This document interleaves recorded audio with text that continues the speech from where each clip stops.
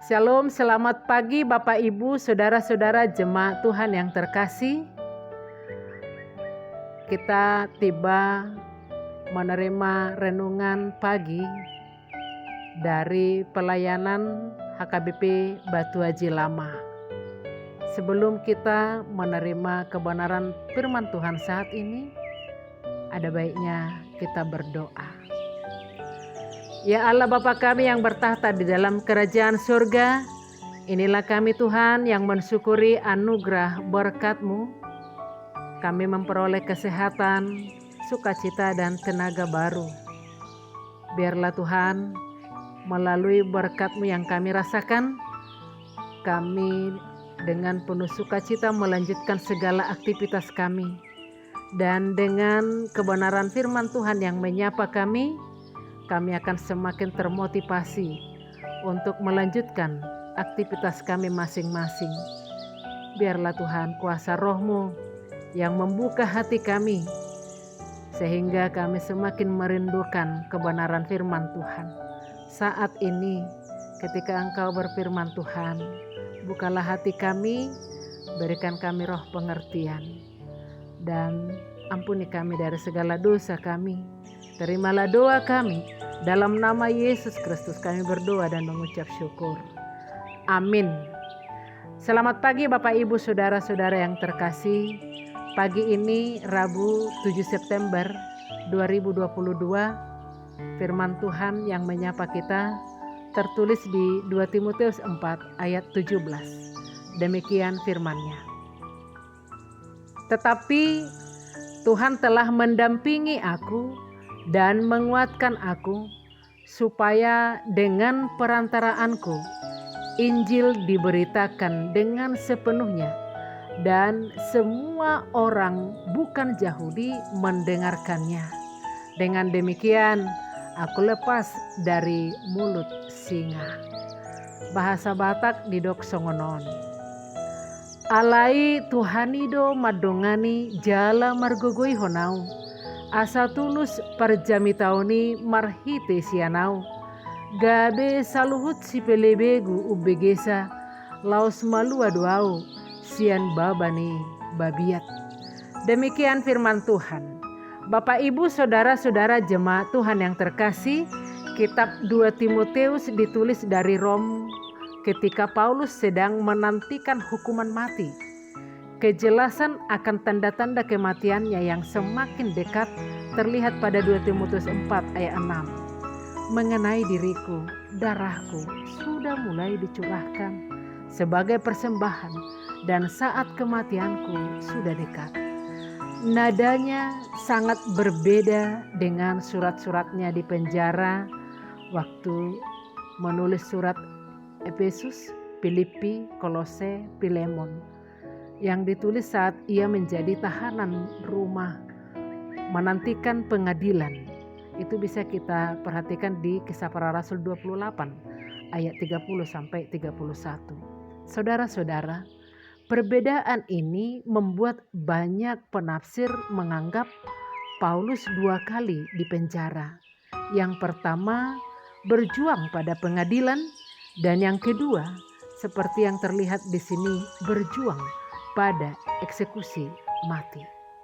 Bapak Ibu Saudara-saudara, Tuhan Yesus telah memilih Paulus dan mengutusnya memberitakan nama Tuhan kepada bangsa-bangsa lain serta raja-raja dan orang-orang Israel. Tuhan sendiri yang menunjukkan kepada Paulus betapa banyak penderitaan yang harus ia tanggung oleh karena nama Yesus. Itu juga bisa kita ikuti di Kisah Para Rasul 9 ayat 15 sampai 16. Ketetapan itulah yang dialami Paulus selama masa hidupnya. Ia telah memberitakan Yesus Kristus kepada orang-orang Israel, juga kepada bangsa-bangsa lain, dan kepada raja-raja, dan akhirnya ia bersaksi di pengadilan Kaisar di Rom. Saudara-saudara, tidak ada yang membela Paulus dalam sidang perkaranya di Rom. Bahkan sahabat-sahabatnya juga meninggalkannya, tetapi Tuhan mendampingi dan menguatkannya, supaya dengan perantaraannya Injil diberitakan dengan sepenuhnya dan semua orang bukan Yahudi mendengarkannya. Saudara-saudara, Tuhan sendiri yang menyertai dan menguatkan Paulus dalam kesusahannya, sehingga iblis musuh itu tidak dapat menggagalkan kesaksiannya sampai akhirnya tugasnya selesai dan ia memperoleh mahkota dari Tuhan yang dilayaninya dengan setia sampai mati. Bapak, Ibu, saudara-saudara yang terkasih, kita pengikut Kristus sangat sungguh-sungguh akan menerima pertobatan dan mempercayakan diri kepada Tuhan Yesus. Untuk selamanya juga sudah Tuhan pilih dan Tuhan utus menyaksikan namanya kepada semua orang yang Tuhan buat berpapasan dengan hidup kita. Saudara-saudara, manusia termasuk kawan-kawan, sahabat-sahabat dapat meninggalkan kita, tetapi Tuhan tidak pernah meninggalkan kita karena Tuhan itu setia. Tuhan telah berjanji menyertai kita senantiasa sampai akhir hidup kita. Manusia hidup bukan untuk hidup sendiri-sendiri, saudara-saudara, melainkan hidup demi membangun kehidupan masa depan yang baik.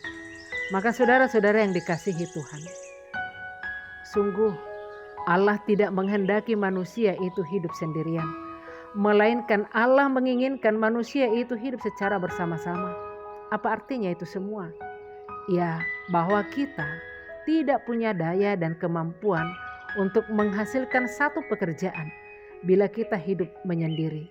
Tetapi bila kita hidup secara bersama-sama dan bekerja secara bersama-sama, apapun pekerjaan itu pasti bisa kita kerjakan. Bukan hanya itu, seberat apapun penderitaan, sehebat apapun persoalan, jika dikerjakan, diputuskan secara bersama-sama, rasanya akan ringan dan hasilnya juga sangat memuaskan. Tantangan berat yang membuat kita mau bekerja secara egois adalah sifat kedagingan manusia itu yang sudah dikuasai oleh roh dunia. Maksudnya, pada zaman ini, orang lebih suka berteman dengan kita jika ada maunya dengan kita, atau jika kita mempunyai harta. Tetapi ketika kita jatuh miskin, maka orang secara perlahan meninggalkan kita dan kita hanya hidup sendirian. Itulah sebabnya nas ini menuntun kita. Renungan ini mengarahkan kita supaya senantiasa mengandalkan kekuatan Tuhan, agar segala sesuatu yang akan kita kerjakan dapat kita kerjakan dengan senang hati. Kita harus sadar bahwa kekuatan manusia sangat terbatas. Keterbatasan manusia itulah yang membuat manusia itu membutuhkan teman, agar satu dengan yang lain saling tolong menolong, saling menopang, sehingga dapat menyelesaikan masalah yang besar dan hasilnya benar-benar membuat kita penuh dengan sukacita. Bapak, Ibu, saudara-saudara yang dikasihi Tuhan. Tetapi kita bukan berhenti sampai di situ. Kebersamaan manusia itu pun tidak akan berguna jika tidak menyertakan penyertaan Tuhan. Jika tidak mengandalkan penyertaan Tuhan, semua yang akan kita kerjakan hasilnya juga akan sia-sia. Oleh karena itu, saudara-saudara, bersama dengan Tuhan, siapakah yang akan menjadi lawan kita? Karena itu, andalkanlah Tuhan dalam segala gerak langkah hidupmu. Saudara-saudara jemaat Tuhan yang terkasih dalam Kristus Yesus, kata tolong dan terima kasih acap kali juga diabaikan. Dan ini juga berhubungan dengan nats renungan ini. Padahal dua kata tersebut penting untuk menjaga relasi dan sikap saling menghargai tanpa memandang latar belakang. Apakah kita menyadari hal itu? Rasul Paulus menyadari pentingnya kebersamaan di antara para pekerja Kristus. Sebab pada pesan terakhir dalam suratnya, ia menyampaikan kerinduannya untuk segera bertemu dengan Timotius. Menarik karena di pesan terakhir ini, Paulus juga mencurahkan isi hatinya bahwa banyak teman sekerja yang tidak lagi berjalan bersama untuk memberitakan Injil Kristus. Bahkan ada beberapa di antara mereka yang turut menjatuhkannya demi kepentingan pribadi. Pada ayat 15-16 sebelum nats renungan ini, Paulus memperingatkan Timotius untuk waspada, sebab mereka gemar cuci tangan dan bertindak seolah bukan pelayan Kristus. Tindakan teman sepelayanan yang membuat Paulus sedih. Padahal seharusnya mereka bergandengan erat saling menopang, tolong menolong, supaya pemberitaan Injil Kristus berjalan dengan baik. Namun dalam ayat 17 dan 18 ini Paulus menegaskan dan memberi kesaksian penting kepada Timotius bahwa jangan berharap pada manusia, namun tetap mengandalkan pertolongan Tuhan. Bapak Ibu saudara-saudara yang dikasihi Yesus, kita belajar 3 hal dari nats renungan ini. Yang pertama, di masa-masa akhir hidupnya, Paulus tidak menyesali keadaannya, tetapi justru memaksimalkan kehadirannya dengan menjadi berkat bagi banyak orang, walaupun ditinggalkan beberapa rekan sepelayanannya. Yang kedua, ia terus mengandalkan Tuhan dan berbuat baik kepada siapapun. Yang ketiga, Paulus menunjukkan pentingnya arti tolong menolong dan menjaga kasih persaudaraan yang sebenarnya. Karena itu saudara-saudara, jika hari ini Tuhan memberi kesempatan untuk menolong orang lain, mari dengan sukacita kita lakukan, penuh dengan sungguh-sungguh sebagai ungkapan syukur, sebab Dia berkenan memakai kita menjadi alatnya dan tidak meninggalkan kita.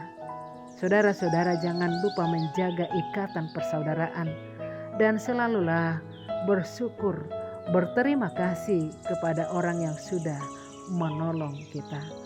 Mari saudara-saudara, kita mendoakan agar firman Tuhan hari ini bisa berakar, bertumbuh dan berbuah dalam kehidupan kita pribadi lepas pribadi. Amin. Selamat pagi, selamat melanjutkan segala aktivitas satu hari ini. Tuhan Yesus memberkati kita.